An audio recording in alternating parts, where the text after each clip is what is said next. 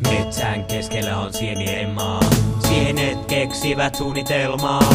Sienet aikovat vallata maa, vaan päästäisetpä niitä tappavat.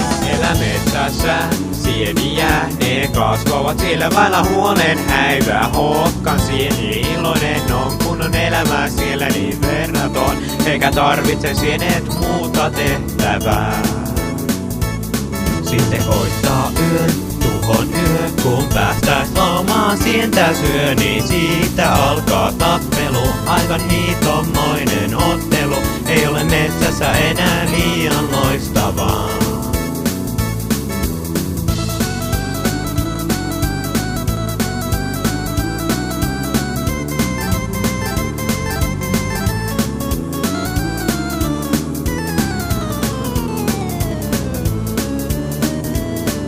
On tehokkaita aseita, päästäis lauma ja polillaan on niissä voimaa tappavaa. Sailla paljon aikaan sotkua, joka hiiret alkaa niillä teurastaa.